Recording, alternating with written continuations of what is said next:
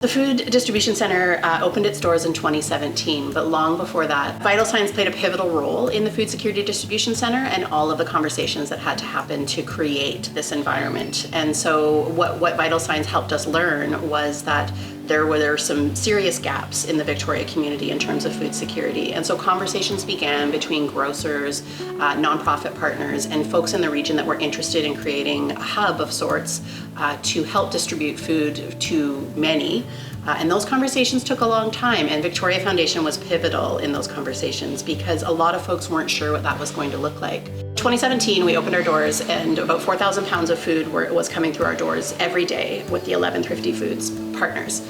And then we added more grocery partners. Now today we have 33 grocery stores. We have 3 trucks on the road 5 days a week, and we are collecting 10 to 12,000 pounds of food daily. Last year the center rescued over 3 million pounds of food that went out to the community in Greater Victoria. All of the food that comes through our center, even the food that gets distributed out to the 70 plus agencies that now pick it up with the Food Share Network, all of it was destined for the landfill. And that's really the beautiful part of this story, is when the conversations began, everyone saw a need and also a resource. And so grocery stores had to really sort of shift the way they thought about food and shift the way they were thinking about waste. And so what happened was a lot of rescued food, as they call it, is beautiful product.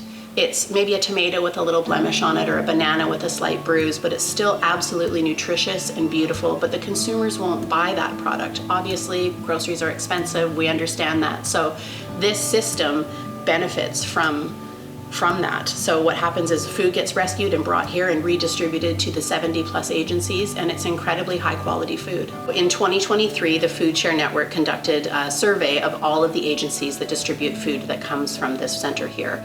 And what we learned was that over 64,000 people, just under 65,000 people, are impacted by the food that's distributed out of the center every month.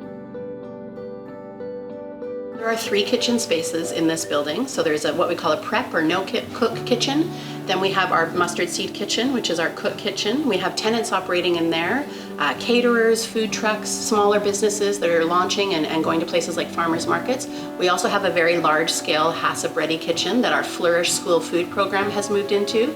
Flourish, as you well know, is a locally grown nonprofit that is just doing amazing things, feeding many, many children in schools, and they're operating in the largest kitchen space in our building. We also have some office spaces in this building, that newly built office spaces, which we'll be launching and having a grand opening for soon.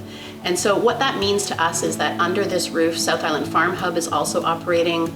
And what that means is there are many folks operating under this roof with the same mission, which is creating a food secure region. We're seeing 1 in 4 clients at our food bank over on Queens Avenue is our children. So I think food insecurity is still a very big problem in our region and across the country. And I just want to thank Victoria Foundation and Vital Signs for continuing the conversation.